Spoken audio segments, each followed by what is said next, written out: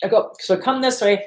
Hi. Hello, everyone. Welcome to Leprechaun Alley. Michael, come way in. That's all right. When I have to talk, I'll just come in like this, and then I'll come back out. That's all. We don't both have to be on there. My name is Ray Carey Perillo.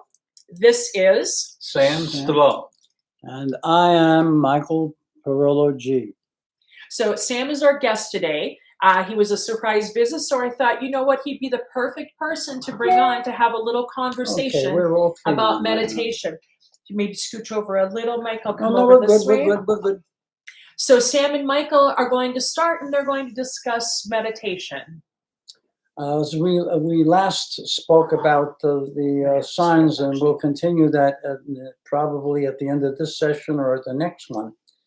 But right now we have a guest on our program, Sam, who is familiar with Jyotish practice of TM meditation, or meditation at its proper level as the ancients practiced it. So what we'll say to Sam is we'll ask Sam, first of all, can he give us a slight definition of what TM is? As most people think TM is some mysterious kind of practice that done by occults, and they have nothing to do with occults. You know what, I'm going to change. I'm going to have you come over this way. Not, I'm going to move, and you guys. What? I'm there. Okay. What are you doing? All right. So Sam, can you say something about your experience with TM and what TM is like, because you have a good deal of experience in TM. I'm sorry. It's not. Okay. We got to get you in the right position here for the camera. I see him. What is your problem? Well, normally when we're on camera, we should be. Turn this thing off. This is ridiculous. Yeah, go ahead. No, you guys are good. Go ahead. Scoot over. Well, transcendental meditation, defining it is, number one, transcendental means go beyond. Right. Meditation means to think. So you're going beyond thought when you do that technique, transcendental meditation. And what has been found is in this state of transcendental meditation, you get a very deep state of rest, deeper than your deepest sleep. Very simple and easy. So Sam, can you describe how it has changed anything in your life when you started TM? Well, the first thing that happens, obviously from this deep rest, you have more energy. So you can do more without really feeling that you're losing any of your strength. It adds to your strength. In other words, there's a greater awareness after you're completed in each of the sessions of TM. You're more lively, you could say? Oh, yes. More lively, and it's easy. That's the main thing. It's easy. And the rest that causes all of the tissues of the body, it integrates both the nervous system, the muscular system, and the brain, the faculty of thinking. Because as Sam has said, that you get the deepest amount of rest. And in a sense, it's like you're getting yourself recharged, like you charge a battery, something of that sort, that to bring it down to our earthly experiences. What TM can provide is a practice that was developed by very ancient societies, perhaps thousands, if not millions of years ago. And Sam has been a checker of TM, and maybe Sam can explain what checking is in TM. Okay, it starts with when do we meditate and how much? Usually, okay, you'll meditate for 20 minutes twice a day. Morning, you wake up, take a shower, what have you, and sit down and meditate for 20 minutes. And that's for the morning's activities. And then the afternoon, you meditate again for 20 minutes for evening's activities. So you get more energy to do whatever you have to do. Now, there is a mantra in TM, is there not? There is. And is there a purpose for this mantra? Yes, there is. A mantra is not defined. It is a sound. And that sound allows you to get the deep rest.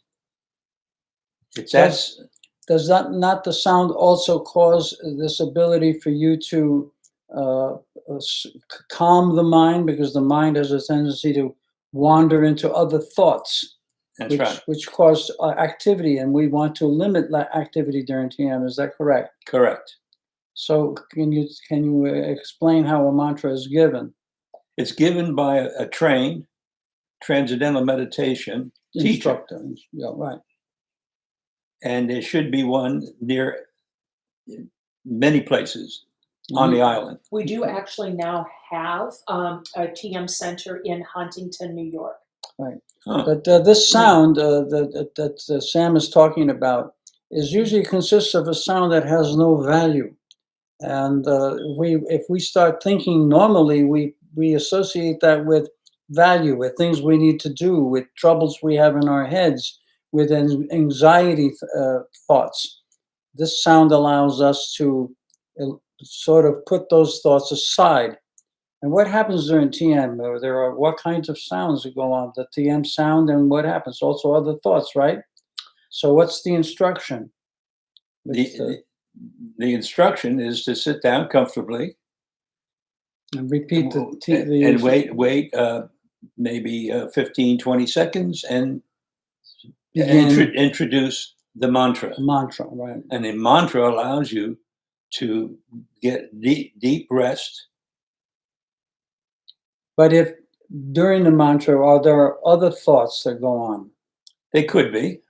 And the instruction is what when you have other thoughts? Whenever you have other thoughts, you return to the mantra. When you remember that you've lost your mantra, because sometimes you lose the mantra because of the other thoughts. Right. And according to the instruction, as I understand, and Sam will validate here, that when you have other thoughts, you'll eventually think, oh, I forgot my mantra. And the instruction is to go back to the mantra, right? Correct. Not to be disturbed by these thoughts. No. Because these thoughts will want to cause anxiety and desire to do something. And the instruction is to stay with your mantra whenever you have that possibility. Yes. And by repeating the mantra over and over again, what other things may happen during the transcendental meditation? Would there not be transcendence? You go beyond. Beyond. At some point, what happens during transcendence? You transcend to the unified field. Or the absolute self. The absolute. In which case there is no thought and there is no mantra. Is that correct? Correct. At that point, you are in a transcendent state. And that is why it's called transcendental meditation.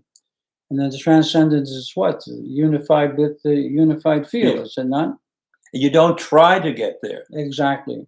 The technique automatically, very easily transcends to this state. Right.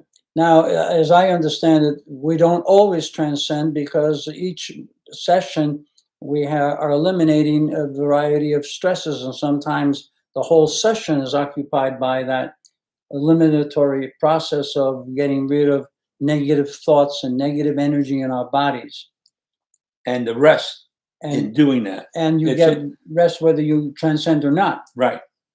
But transcendence itself is sort of a revisit to the actual absolute self, which is unimaginable. But it has incredible benefits, as Sam can testify here as a meditator. Now you've had your family as well involved in this?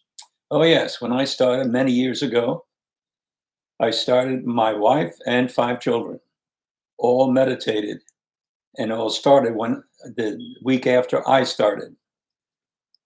And my wife, when I started, I came home and my wife asked me, "What do you think?" And I said, "Oh, it's pretty good. I like it."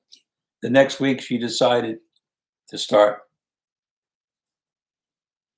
And that's how we all began, my wife and 5 children. To take that a step in my direction, when I started TM, I was getting feedback that something happened to Michael. He's different. He's calmer. He's more sensitive in a way that he listens more than he did before. that he is not as irritable, that he doesn't seem to have a rough edge to him, that something very magnificent happened. So I had members of my family become involved in the practice of TM. But what was more important about that type of meditation? It's more simple than others, is it not? Yes, very simple. It's not like many of the other techniques, like mind control, where there's a lot of concentration involved. In TM, there is no concentration, right? No concentration at all. There's the simple practice of repeating a simple mantra. And the mantra is simple, easy to remember. And by the way, when we repeat the mantra, do we have to make any verbal sounds? The sound is internal. Internal, exactly. That's what I know about that. And that benefit of the internal is that it works just as much or better than sound that we hear, which in most cases, much of the sounds that we hear are noise. Mm-hmm. They are not pleasant. But the TM does not affect our audio system, where we have to tolerate certain vibrations that may be too rough or too loud. There is no loudness in TM. No, it's very quiet. But the sound is at a very, very, very subtle level, as I understand it. Yes. Sound. And there's one more thing about it. You can meditate anytime, anywhere. Anywhere. Exactly. You don't have to have a room that's quiet. Mm-hmm. Because it's automatic. Right. There was a story about one of the meditators asking Maharishi Mahesh Yogi that he had built a room that was soundproof in his basement, completely soundproof, including when he closed his door. And what did Maharishi tell him? Maharishi said, well, that's very nice. I said, but one thing, don't use that for meditation. Right. And the reason he probably said that is because we were creating a mood. And TM there is no mood. You're not pretending. You're simply going through a simple practice. And as you have said many times, Sam, it is not a philosophy. It is a technique. And a practice. And a practice. And that means you simply do the simple instruction of repeating this quiet sound in your head. Because even though you don't hear it with your ears, the sound is still there. The vibratory quality of that sound, right, is internal. And it's improved your life. Oh, yes. And I can say for myself, it has resulted in the first year of meditation that I tripled my income with the same energy, the same exact energies I wasted the years and years before. But that year after I started TM, my income tripled, and it doubled again the following year. So this power of TM is really not really completely known by most people. They think it's just an Eastern fantasy of some kind. Yeah, that it has a mystery to it that right. Shouldn't be. There is no mystery to it. Yes. It's simple. It's a practice. Mm-hmm. And it's a simple practice. Yes. Which Sam can testify. In fact, I have to say that it was Sam that prescribed that to me, because he asked me if I had ever meditated. And I said, yes, I did. I tried other techniques, and I used to get headaches from it because I was concentrating so much. At that point, Sam corrected my understanding of what meditation was about. And I said, let me try it. And he was completely right about it. I was amazed. And every time I saw Sam again, because Sam and I worked together in a fairly large aerospace company called Grumman, I used to go back to Sam and tell him almost every day for a week. I said, Sam, this is just so easy. It is so easy. And Sam would just smile and say, well, welcome aboard, or good thing that you're doing it.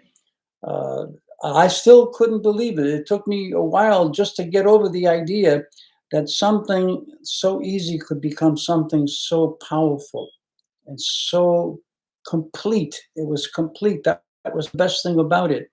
There was no effort made. And the problem with most people is they think about the 20 minutes is a problem, right? Yes. And it's not a problem because you're not really doing anything. And You're just sitting. And we waste much more than 20 minutes a day doing nothing except worrying. When you think about it, one thinks, oh, I don't have that time. I don't have the time to do those 20 minutes. And if you look at the clock when you're just doing nothing or working, you'll note that when you go over what you've done that day, you will notice that about 60 to 80% of that time was wasted doing nothing. But because we're preoccupied, it looks like we're complete. And so we think that that time we take for meditation is valuable time. It's actually a small fraction of the day. And what's very important is that we receive a deep rest, and that gives us more energy, and we're more efficient in what we do. So the 20 minutes is not wasted, but provides rest so that you can act efficiently. And in fact, those 40 minutes, which are the compilation of two practices per day, you can increase your activity by 100, maybe 200%, and not have consumed 80% of your day doing nothing. What I understand in this 20 minutes of practice is that once you start to develop a pattern, you look forward to meditation. Mm-hmm. Because intuitively or physically, you notice a difference in yourself. Whether or not other people see the difference or not. But most people will see the difference in you because something will have changed in you. You're more vibrant, you're more active, you're more complete. Because whether we know it or not, we do not need the entire day of meditation in order to become stronger and more efficient and more clairvoyant. Meditation has such a powerful effect. It's as if you were using a leverage, a small tool to lift a lot of weight by using a leverage. And activity is just as important as the deep rest. Exactly. The process is deep rest, act, deep rest, and act. Both are necessary for your development. And so the whole idea behind transcendental meditation is to become more efficient, is to become more alert, is to become transcendent, which changes your perspective in life and your attitude about what's going on and your approach to your work. You see things more clearly. You see the answer that you're looking for much more rapid. It's because your mind has been freed of a lot of, and your body has been freed of a lot of stress. And it does affect the mind, the body, and the nervous system all at one time. So during the meditation, you're releasing stress. And that's the area where you can improve things, releasing stress during meditation. Now, there's a lot of ignorance about what meditation is. A lot of people hear TM and they think it's some mystical thing coming from India. The fact of the matter is, there's nothing mystical about it. It is not a religion. And that has to be understood, that it is not a religion. It's not a cult. It has nothing to do with this. It's just a practice. We're using our own bodies and our minds to enter into a greater field of intelligence. And that is why it is so powerful, because we're working with the energy of our own bodies. We're not taking in philosophy, ideas that other people came up with. It has nothing to do with that. You practice that. In fact, there are many people who are priests, a lot of rabbis, people of high positions that have taken TM because they understood that this is not a religion. They do not have to enter a philosophy or become a clan of any kind. Sam has been a checker, which is a process that is used by, when you start the TM, there are checkers if you need them, because it's so simple that you think you're doing something wrong. And a checker is the one who checks it periodically, goes through the steps. Right? In the beginning, okay? You come back after you learn TM, and a week later, you come back and we check that meditation. And what you receive during that checking is proper meditation, that you are getting the benefits. Now, what is interesting for those who would like to go beyond in terms of what the credentials of meditation are, we can go back to a figure that we have in the Bible. Now, this may irritate some people who are, let's say, right-wing Christians or whatever. But the practice Jesus was known that he would have prayer with his apostles in the morning for 20 minutes and at night for 20 minutes. Well, guess what? That was meditation. He was practicing TM. And to go further, Jesus fed thousands and thousands of people with 2 fish. But he gave the word, was one word. What was the word in meditation? Meditation is the mantra. The mantra. It was the mantra. That was the word. And a lot of older Italians in Italy, because Italy, according to Maharishi, should have been the nation that would have embraced TM right away, because he said they sort of practiced something like it. But in the Italian culture, they have what they call la parola. La parola is the word. The word. Again, we have the same reference in the Bible that Jesus gave the word. Well, he was practicing TM. He was giving people TM instructions as the best that we can understand what TM and what Jesus have to do with one another. So and we see this in religion. We should be clear about the word. Word has a definition. In this case, it has no definition. Right, right. It's a sound. Yeah, there was actually a gentleman named Kenneth Chandler wrote a book called The Enlightened Jesus, who's also a transcendental meditator. Mm-hmm. And he makes a really compelling argument for that. Right, right. This is, again, for those who think more deeply and want to know the truth, we're giving you examples of how this TM is ancient, and it's known by more than one culture. It has been around the world. We will know it better as we begin to decipher more and more of the languages or the arts, the caricatures that were drawn by the Mayans, by the practices of the Vikings and the Etruscans in Italy, and of course, as we said, by the Jews, which would have come through Jesus, because after all, he was of a religion called the Jewish religion. But because of his practice, the rabbis did not like him, because he was taking away from the mystery that the rabbis were producing, and he was bringing a practical practice of the proper way to meditate. And in the religions, they call this prayer. And we have been very confused about what prayer is.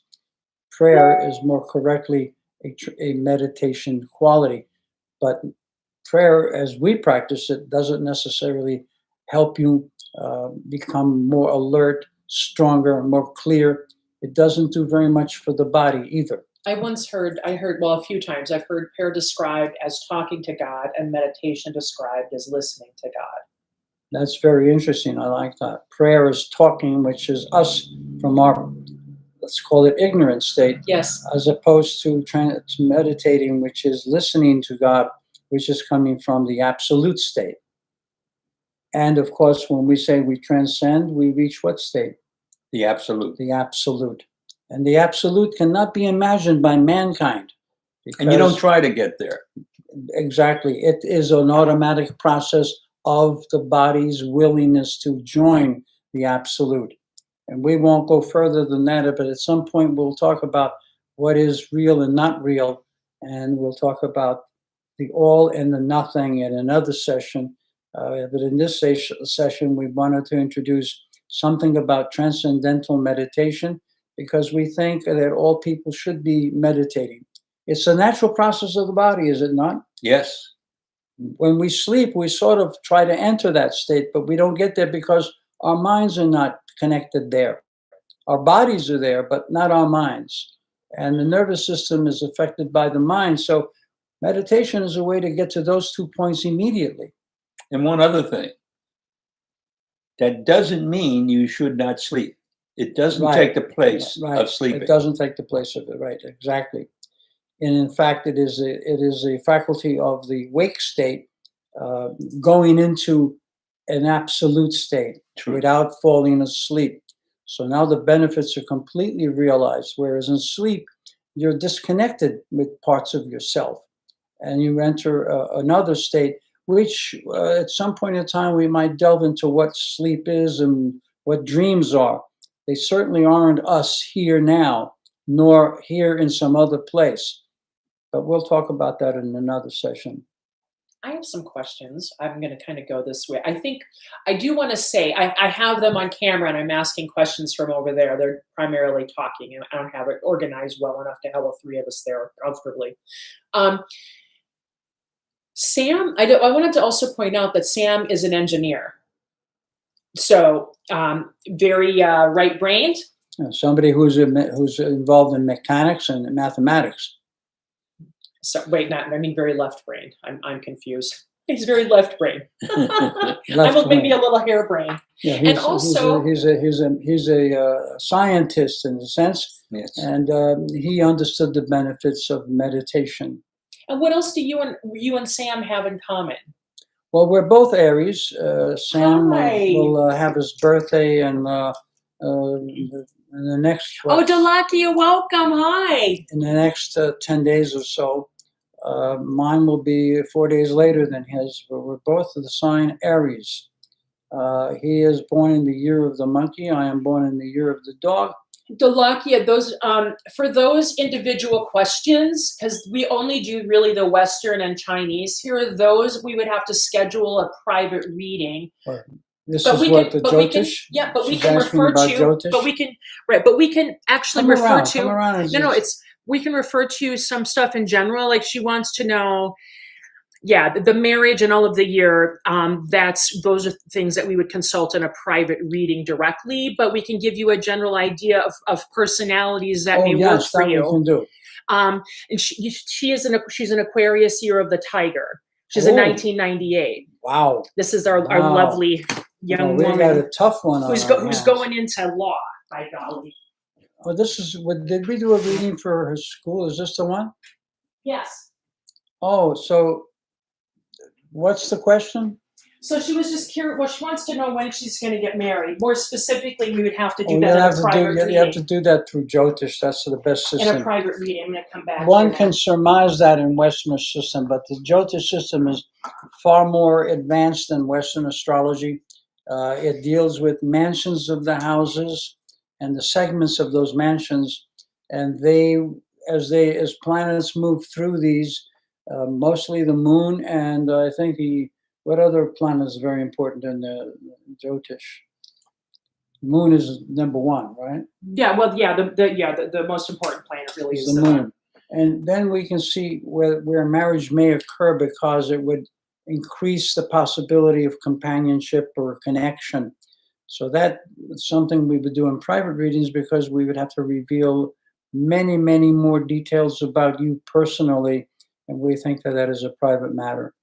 And it takes much more effort because you have to plot the moon mansions as they progress.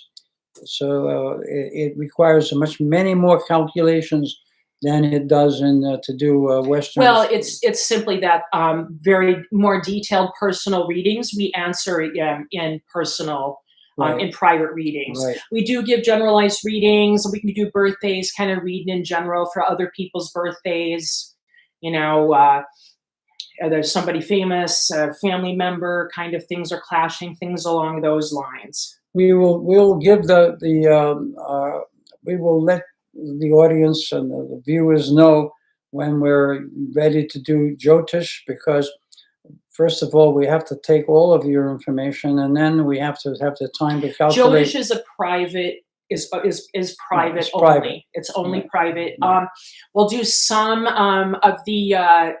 We'll do the more surface. Well, the mantras for when you're born, and I'll do presentations on important events or important figures or things like that. We'll do presentations and things like that. But the Jyotish is primarily private. Yeah, this session on Jyotish was to deal with something that we can use, that are properties of our bodies, ourselves, our consciousness. And so that's something which is apart from astrology. Astrology is looking at the stars and trying to interpret them.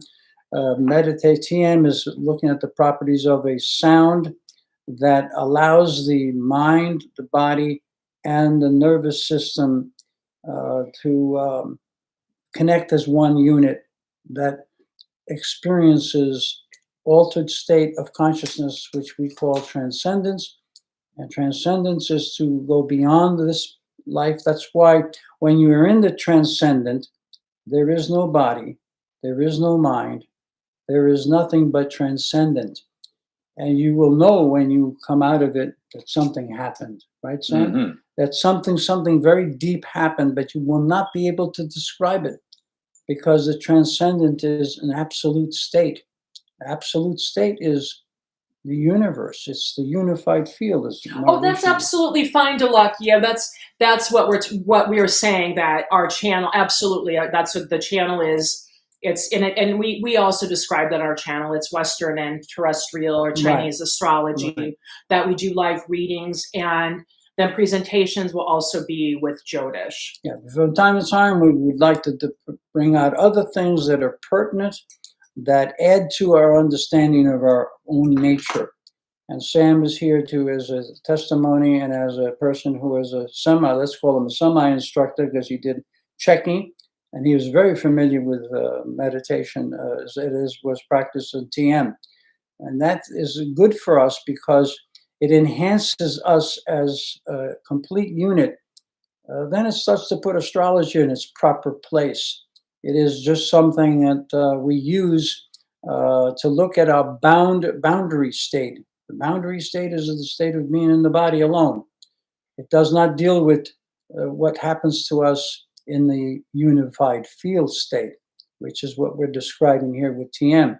And from time to time, we'll bring other people who are into other aspects that enhance our understanding of ourselves. Sam was here to demonstrate that TM has qualities that are very important to us as people. If we do TM and you would like to study astrology, it will only make your ability to understand astrology and other things much more clear. So you and Sam, you both have something in common, and we were just starting to talk about that. You're both Aries. Right. I thought that was a really interesting. Right. Well, I am an Aries with an Aquarius moon. Sam is an Aries with a Scorpio moon. Both of us have what they call a fixed moon, but both of us are Arians, so we're movable signs. Our minds are about moving onward, onward, onward. Fixed positions are where they realize the production of whatever the season represents. For the Aquarian, he wants to know knowledge. For the Scorpion, he wants to know the source of life, what gives life power. So we have a respect for understanding our field, but we have a slightly different mode to go about it. The Aquarian goes about it by collecting information. The Scorpion goes about it by getting experience from the power of life, which is to sense what life is about through their emotion and through their practice. The Scorpio is one of the warrior signs. So Sam owns 2 warrior signs in the 2 luminaries. I only have 1 warrior sign. So Sam is more about getting things clear and to get matters defined rapidly. I am about curiosity. That's the Aquarius. That can get me in trouble because it may affect me to be distracted from a path that was giving me knowledge onto a path that doesn't give me anything. And that is one of the problems with the Aquarian moon. Whereas Scorpio becomes more entrenched. They're ready for the battle. They're ready for the success. The Scorpio doesn't just want to fight, but it wants to succeed. And remember, Aries and Scorpio are the 2 signs that go to battle. But both signs happen to be the most sensitive, the most gentle of all the signs, because they are not about killing, they are about sacrificing for society.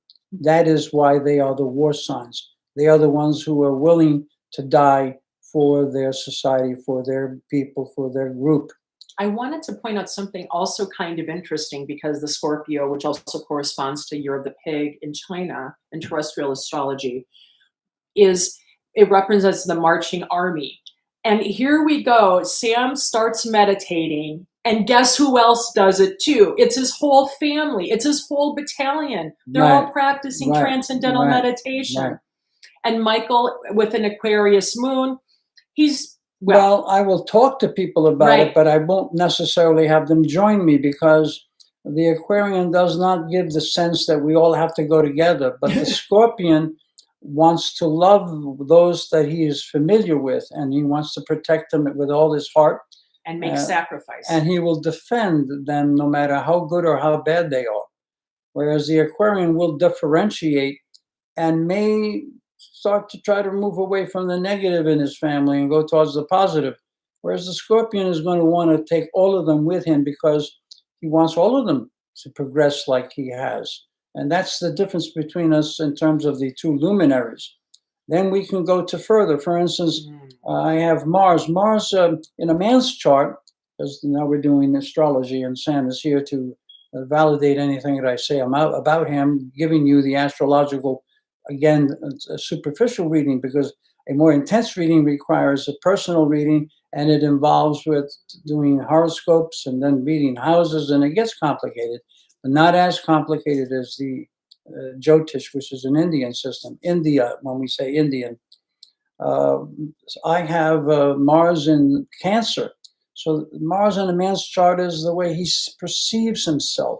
So Cancer perceives himself as dedicated to his family, but it deals with memory, it deals with comfort in himself.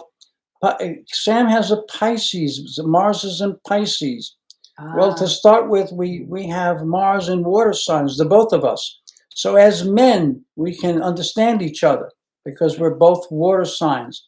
But the difference between Mars in Cancer and Mars in Pisces is that Mars, as a man, he's more universal, because Pisces is considered the last sign and the sign that culminates the other 11 signs. So Sam will see things from many points of view, and he will not necessarily demonstrate any bias, because for Pisces, all things exist. All things, again, let's keep in mind that Mars, Cancer represents the flowing waters of a river, whereas Pisces represents the ocean. It is the mother of all waters. So it encompasses all things. When you dive into the ocean, you are lost in the ocean of everything. You can either become totally confused or perfect. So we have the image of Jesus coming into the age of Pisces.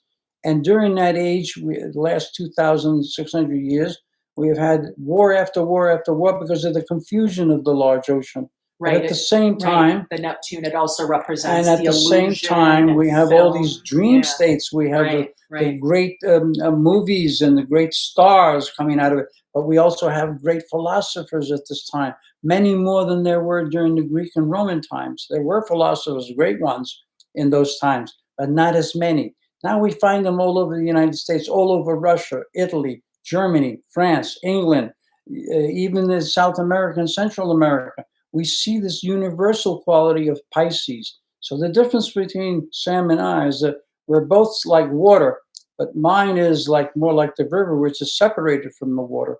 Sam is the ocean. Pisces is the ocean, which encompasses all things.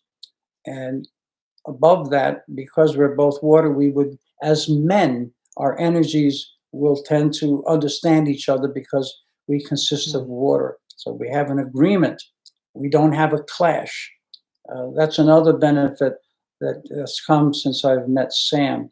But there's still more involved, and that would require more and more readings. And we do not want to bore the viewers with all of these technical terms, because they can become heavy for the mind to absorb at one time. So we'll continue. I think what's interesting, something I wanted to comment on, is that you have an Aquarius moon, and Sam has a Pisces moon. And No, he's a Scorpio moon. He's a Scorpio. Like you, yeah. Oh, I thought, you're talking the Pisces Mars. That's what No, I I got. said Mars in Pisces, That's right, and I yeah. have Mars in Cancer. Okay. So Mars is the Oh, it's way the the man Martians. comes Right, out in a right, man. Right. In a woman's chart, Mars represents the man she's attracted to. But in a male's chart, Mars represents who he sees himself as. Right. I see myself as a Cancer. He sees himself as a Pisces. Ah, We agree because they're both water. yeah. But getting on to all these technicalities can bore people, and we don't want to bore people. Let me just finish to say that we'll continue with these technical things, but at a little at a time, so that you can absorb it. And we will repeat many of these things this way for those who really want to understand astrology. I don't believe a lot of people do, but I think a lot of people are curious. We will continue giving pieces and valid information. And if you listen to all our programs, you will, if you want to become an astrologer, you will certainly get enough to get a good start. So yeah, definitely. I mean, me too. I like to listen to a lot of different astrologers. It's always good to get all of that feedback and cross-reference that information. I mean, this is all for us as individuals. This is all for our growth and our development. And we will have other guests to expound on not only these subjects, but others. What I was actually very interested in was just kind of having a conversation about water and the nature of water, because it also represents memory. That's right. So, well, I'll give an example of that. Yeah. Cancer's memory is about what he connects to. Pisces' memory is about how all things are connected together. And there's a big difference there. The running water is only taking the shape of that particular river, whereas the ocean is unified. They're connected everywhere. Water connects everything. Right. And I also, even when we're talking about like the hidden messages in water, and the way that's Masaru Emoto, and the way that showing a picture, showing a hologram to water does actually change the way it organizes itself in its container. So we recommend books on the nature of water. Right. Which you will be amazed at what you will learn from that. Water rules memory. Right. That's where memory really lives. And water takes on the energy that's around it. Right. Even what happens when we're taking on minerals and all of those things, whenever we eat all of this, everything, the vitamins, everything, it's all at the end of the day, it's space. It's a reflection of vitamin C, of the vitamin C molecule to the system that it needs to, to the cell for it to metabolize however it needs to. It's a direction for the body to absorb this or use this in a way that it needs to. Now, understanding that Sam has Pisces moon, and that his memory and his reactive mind, his ability to take things in, is from Pisces, which is the water that's closest to transcendence. Why? Because when you get into the ocean, you transcend, or don't go into the ocean at all. Because if you don't transcend and stay alive, you die and you transcend that way. So would that be a correct way of saying it, Sam? Yes. And what about also your animals, the animals of your years? All right. Well, I happen to be the year of the dog, like Carrie. Same, but we're different types of dogs. And Sam happens to be the year of the monkey. I happen to be a metal dog, and that's adverse for the dog because the dog's element is metal. Fire attacks metal. Carrie is a metal dog, so she's in the year that is the synonymous to the dog. The dog prefers metal, and she is born in the year of metal. Sam is a monkey which prefers metal, but he is born in the year of water, and water protects metal. So we can see that Sam is much more open to the transcendent state. And as the monkey has a desire to know itself, to express itself. And the Aries is about espousing the self, to show the self as it acts. So we have call it a character, a person that is known by most people who have gotten into education and people who love the arts. We have Leonardo da Vinci, who was the same. He was an Aries like Sam, He was a monkey like Sam, and he was born in the year of water. We get an idea of what that combination does when we look at someone like Leonardo da Vinci. Then you can understand some of the qualities that Sam is comprised of. He does not have damages going on between the way he perceives and the way he feels. For the sun sign, which would be the sign that the sun was in, Aries, is a doer, whereas the terrestrial sign, which is the signs that are used by China, and they are driven by the moon, that sign in Sam is the monkey.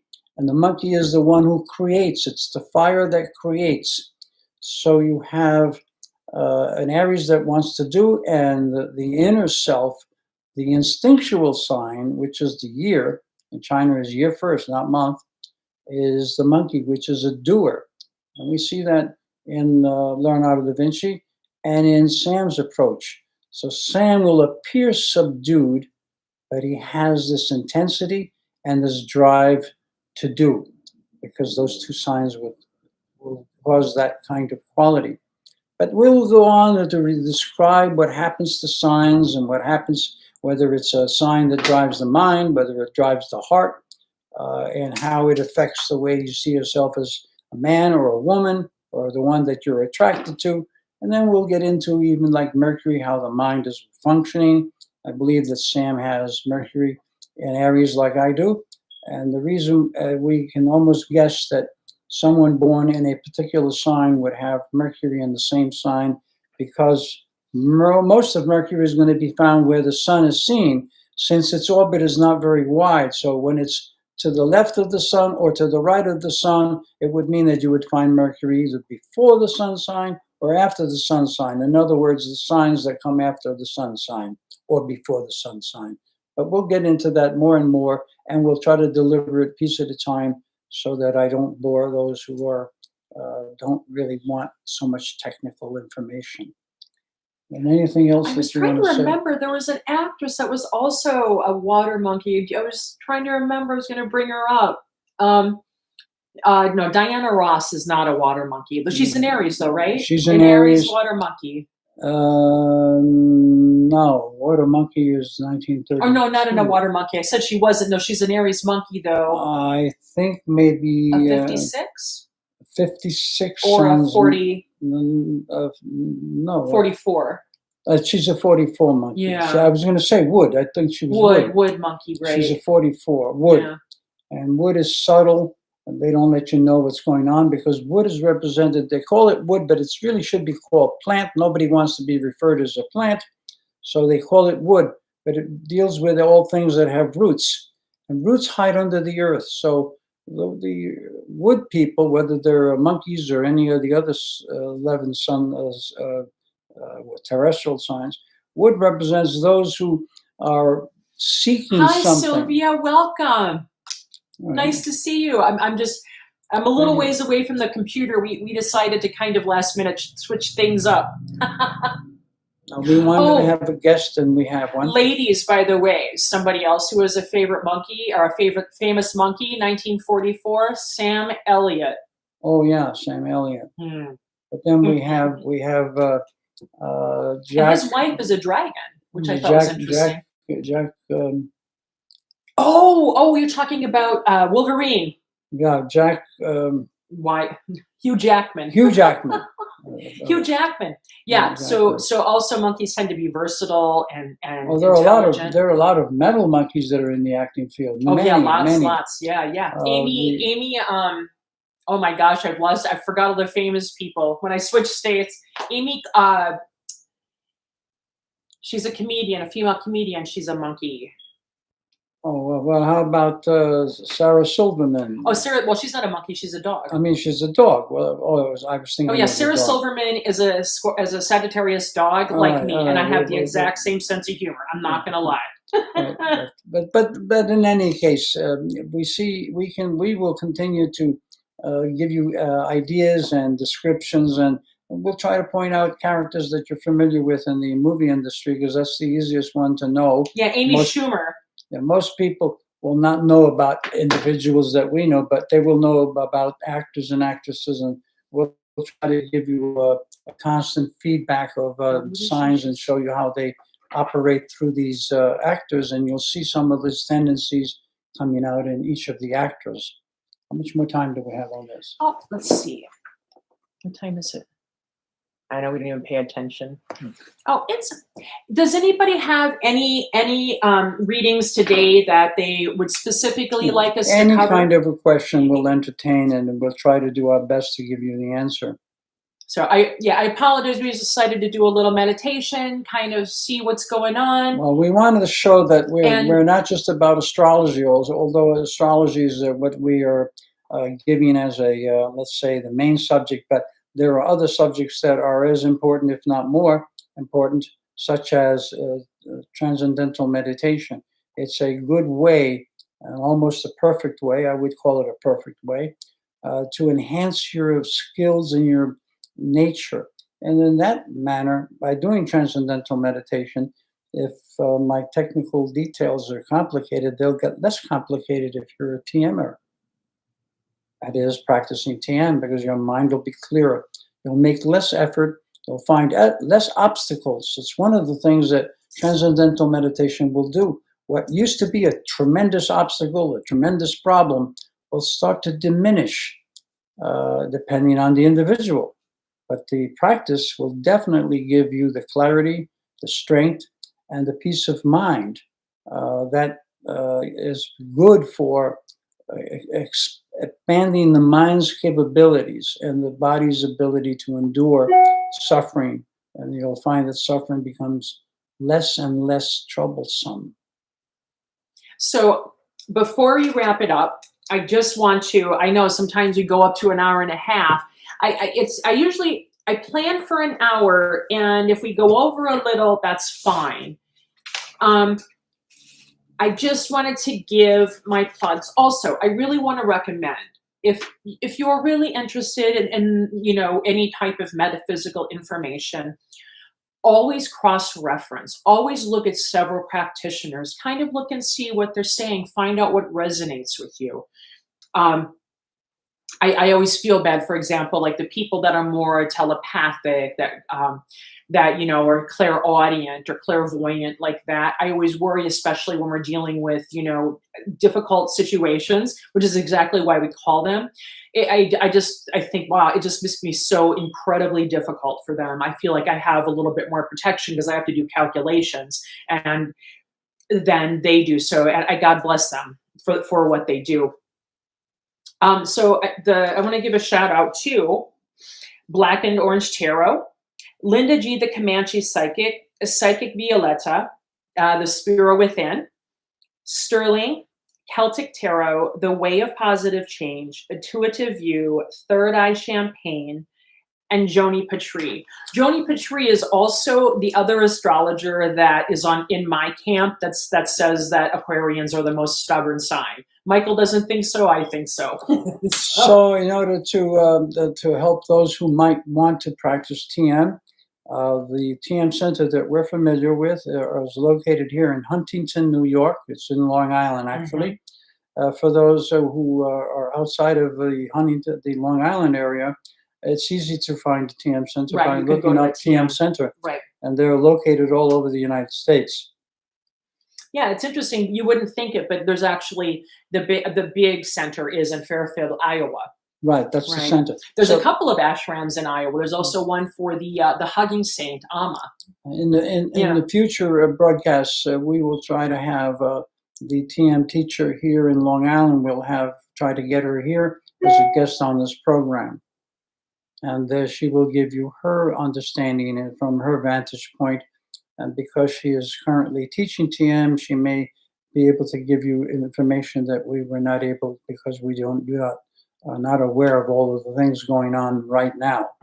We should call ourselves the Fly by Night channel. We're just going to be spontaneous. And so I'm ready to say yes. So till the next time. Yes, many blessings. We will be back here this Friday at 1 p.m. Until then, all of you, travel light and so much love. Goodbye. Bye-bye.